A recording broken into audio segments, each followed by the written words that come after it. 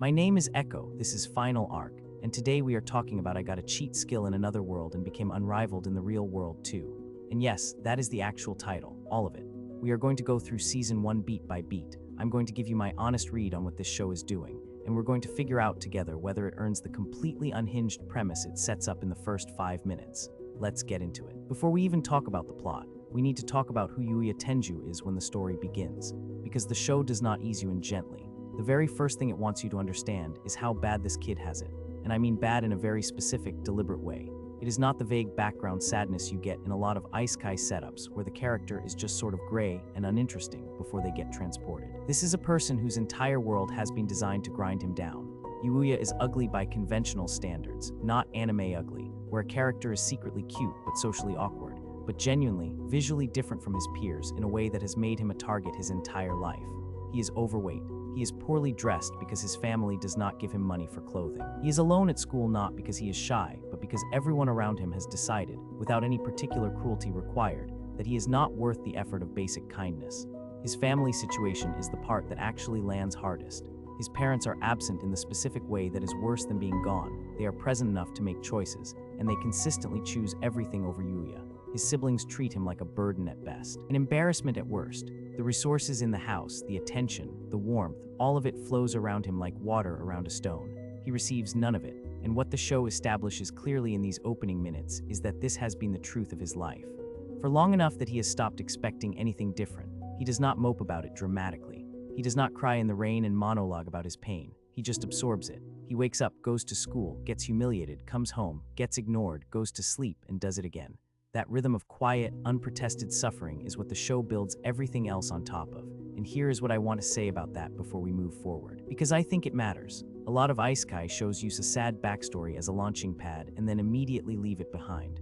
The character gets transported, gets powerful, and the trauma evaporates because the new world is so consuming there is no room for it. This show does not entirely do that. Yuuya's history, who he was before, what was done to him, what was never given to him, stays attached to him in ways that shape how he responds to everything that happens next. It does not disappear, it echoes. That is a writing choice, and it is one of the better ones the show makes. The turning point comes through his grandfather. Yuuya's grandfather is the one person in his life who treated him like he was worth something. And the grandfather dies. Not dramatically, not with a big farewell scene, the death happens off-screen. In the way real death often does, suddenly, without permission, leaving behind a house full of things that once belonged to someone who is no longer there. Yuuya inherits that house, and inside the house, in a back room that seems like it should just be a storage space, there is a door that has absolutely no business existing. The door does not look like a normal door. It has symbols on it. It glows faintly. Every instinct a reasonable person would have says do not open this door. Yuuya opens the door, and on the other side of it is another world entirely. Now, this is where the show asks you to just accept a certain amount of logic on faith. There is no explanation given for why the door exists, who built it, how Yuuya's grandfather found it, or what the mechanism is that connects these two worlds. The show is genuinely not interested in providing that context in Season 1. You either lean into the mystery and let it be part of the atmosphere, or it will bother you every time the door comes up. I landed somewhere in the middle. I wanted more, but I did not need it immediately. The visual design of the other world, when we first see it, is striking enough that I was willing to hold the question.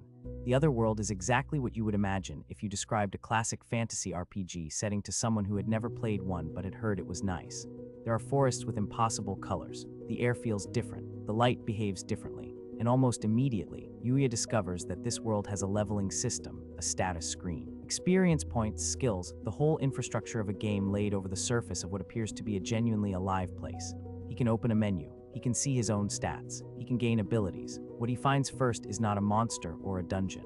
It is a structure deep in the forest that turns out to be the legacy of someone referred to as the Sage, one of the most powerful beings who ever existed in this world, who apparently has been dead long enough that their name is only half remembered in legend.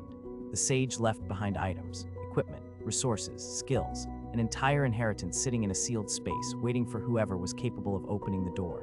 And Yuuya, a bullied, overlooked, underestimated kid from our world with no prior indication of being special, is apparently the one the Sage's legacy was waiting for. He receives everything, and I mean everything. Equipment that would make the strongest warriors in that world look underprepared. Skill sets that the game's own internal logic rates at levels that should not exist. And then he receives the gift, a divine blessing, something that sits above the normal leveling system, a category of power that the game UI itself does not quite know how to process. The gift begins to change him immediately, not just in terms of capability, but physically. His body reshapes, his face changes. The features that made him a target, that made his family embarrassed to claim him, that made his classmates decide he was beneath them, they are replaced, gradually and then all at once, by something different. Something that the world he comes from will look at very differently. This is the moment the show leans hardest into its premise, and it is also the moment it becomes most honest about what it is, because the transformation is not just about power, it is about presentation. It is about the world's reaction to the surface of a person, and the show knows this. It does not pretend the transformation is only internal. Yuuya becomes objectively, conventionally beautiful. And then the show watches very carefully as the world treats him differently and asks you to notice the gap between what he deserved before and what he receives now. When he comes back to the real world, nobody recognizes him. Not his classmates, not his teachers, not even the people who made his life genuinely miserable. The cruelty they directed at him was never about him as a person. It was about the surface of him, the appearance of him, the socioeconomic signals he was emitting. The moment those signals change, the moment the exterior shifts, the behavior shifts with it instantly. People who ignored him now stare. People who humiliated him now want to be near him. And Yuuya, who has spent his entire life on the receiving end of cruelty he did nothing to earn, is now on the receiving end of warmth he did nothing to earn either. And the show wants you to sit with the discomfort of that. Because he did not change. His interior, the person who absorbed all of that suffering quietly, who kept going, who opened the door and stepped through anyway, that person is exactly the same, only the outside changed, and that is enough. The character who registers this most acutely, and the one who becomes the most important relationship in the real-world half of the story, is Kaede Kazama. Kaede is not played as a shallow character who only notices Yuuya after his transformation. The show is careful to show that she had a prior awareness of him, that she saw something in the person he was before, even if she did not act on it with the clarity she might have. Now that his appearance has changed, the social calculus has shifted, and she is able to engage with that awareness more openly. What develops between them is not swept-off-your-feet romance. It is something quieter and more honest, a gradual recognition, a careful approach, two people who are both in different ways, figuring out how to be seen. At the same time, Yuuya starts to be noticed by the wider world in ways that quickly become absurd in the best possible sense.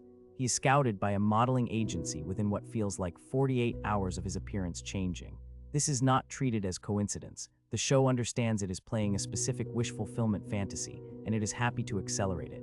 He joins the school's track and field program and discovers that the physical transformation extends to his athletic capability in ways that belong in a different weight class entirely from what is possible for a human being.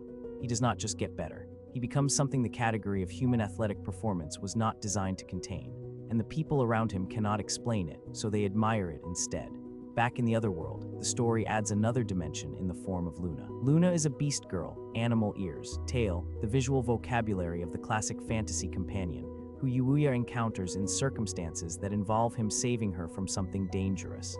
Their dynamic starts exactly where you would expect it to. She is cautious of him then, grateful then attached with a speed and completeness that is characteristic of the genre. What works about Luna is less the arc of her development and more the texture of how the other world is filtered through her perspective. She provides context.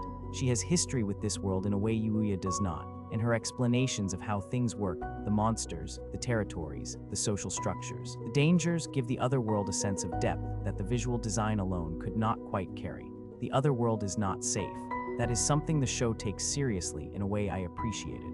The early sequences where Yuuya is navigating the forest are genuinely tense. Not because you worry about his survival. The power differential is established too clearly for that, but because the world itself communicates a sense of something vast and old and only partially understood.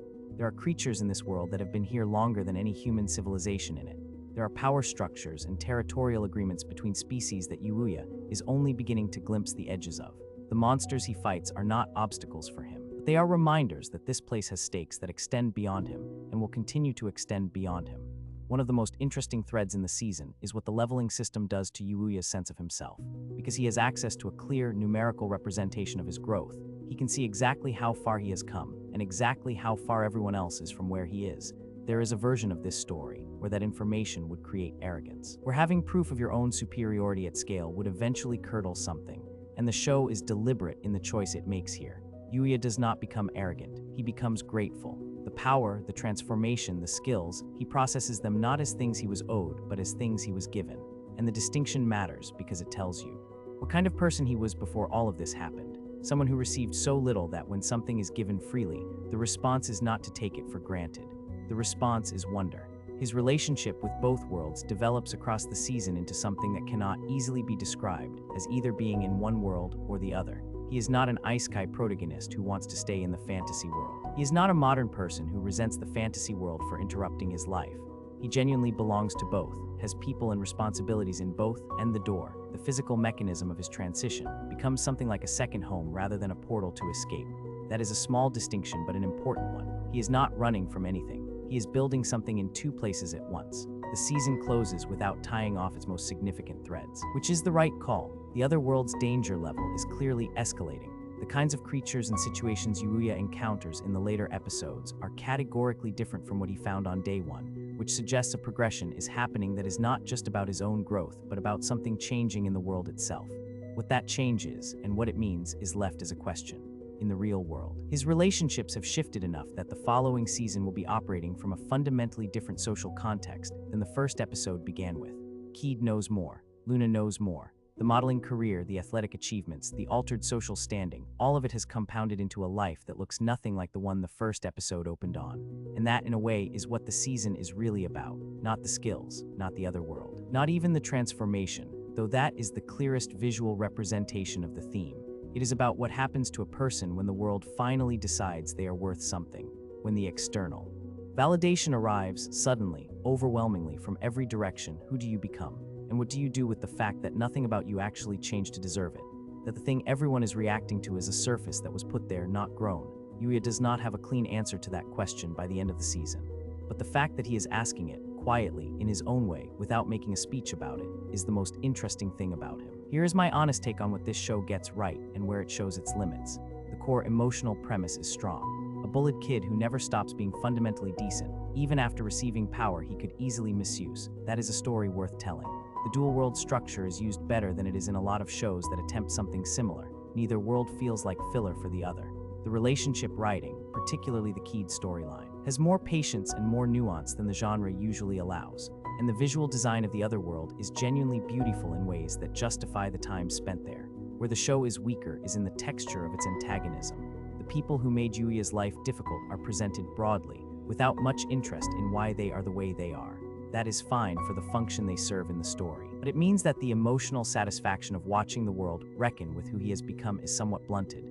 You cannot fully feel the weight of the reversal if the people responsible for the original harm are sketched rather than drawn, and the pacing in the middle of the season loses some of the momentum that the opening episodes build very effectively. The show knows its ending. It is sometimes less certain about the connective tissue between beginning and end, but the ending it lands. The note it chooses to close season 1 on Yuuya standing at the threshold of both worlds, not trapped between them, but genuinely at home in both, looking forward rather than back. That is earned, not by the transformation, not by the skills or the leveling or any of the external machinery the show uses to tell its story. It is earned by the fact that the kid who absorbed all of that suffering and kept going is still there, unchanged, underneath everything that changed. That is what this show is actually about, and that is worth 13 episodes of your time. This is Final Arc. I'm Echo. If you want to see what Season 2 does with everything Season 1 set up,